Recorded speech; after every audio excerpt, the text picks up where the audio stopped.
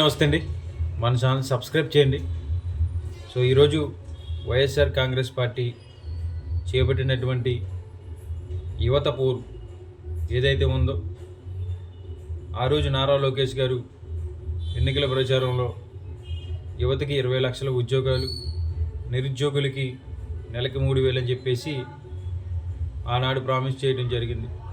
So ఈ రోజుకి కూడా ఉన్న ఉద్యోగాలు తీసేస్తూ ఉన్నారు, కానీ ఎక్కడ కూడా కొత్త ఉద్యోగాలు ఇచ్చినటువంటి దాఖలాలు.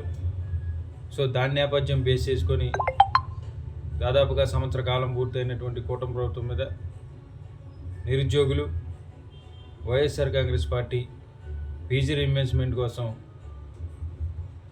గౌరవప్రదంగా కలెక్టరేట్ దగ్గరికి వెళ్ళి వినతి పత్రాలు ఇస్తామని ముందుగా ఇన్ఫర్మేషన్ ఇచ్చినా సరే, కలెక్టరేట్లకి వైఎస్ఆర్ కాంగ్రెస్ పార్టీ నాయకులు కానివ్వండి, విద్యార్థులు కానివ్వండి, విభాగ అధ్యక్షులు కానివ్వండి, వీళ్ళు ఎవరైనా సరే వెళ్లకుండా వాళ్ళని అడ్డుకొని కొన్ని చోట్లయితే కొట్టడం కూడా జరిగింది.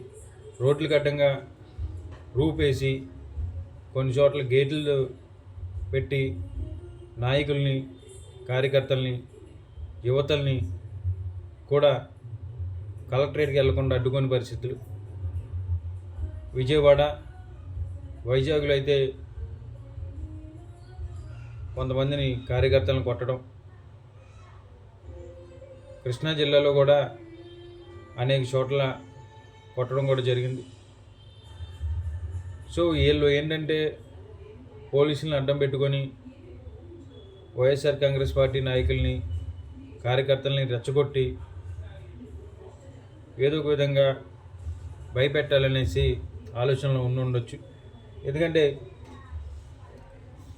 ఈరోజు గ్రౌండ్లో చూశాను కనుక అన్ని విషయాలు నాకు అర్థమైనాయి.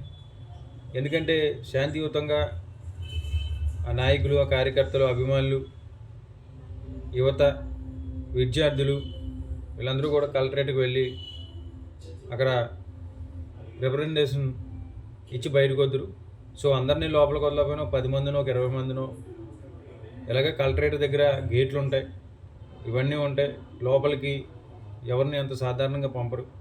సో నాయకుల్ని, కొంతమంది విద్యార్థుల్ని ఇచ్చి రిప్రజెంటేషన్ ఇవ్వమని పంపుతారు. సో అదేమీ లేకుండా అడుగు పెట్టిన దగ్గర నుంచి కూడా పోలీసులు ఇష్టానుసారంగా ప్రవర్తించిన తీరు ఈరోజు స్పష్టంగా నేను చూశాను కనుక చెప్తా ఉన్నాను.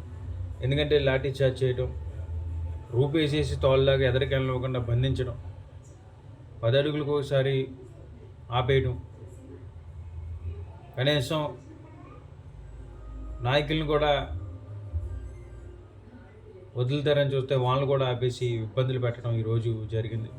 సో వీళ్ళు పోలీసుల వ్యవహారం ఎలా ఉందంటే అన్ని వీడియోలు చేస్తూ ఉన్నారు. ఎవరైనా సరే రెచ్చిపోతారేమో, వాళ్ళని తర్వాత కేసులు పెట్టి ఇబ్బందులు పెడతామని చెప్పేసి అన్నీ కూడా వాళ్ళు క్రాప్ చేస్తూ ఉన్నారు.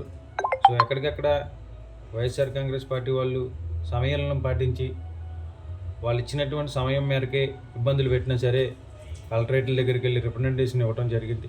సో నారా లోకేష్ గారిని అడుగుతూ ఉన్నారు ఈరోజు విద్యార్థులు. అలాగే పీజీ రీఇన్వెస్ట్మెంట్ డబ్బులు ఎప్పుడు వేస్తారని చెప్పేసి అందరూ అడుగుతూ ఉన్నారు. వీళ్ళకి తొందరలోనే న్యాయం చేయమని చెప్పేసి అందరూ ఈ ధర్నా ఒక ఉద్దేశం. సో అది పోను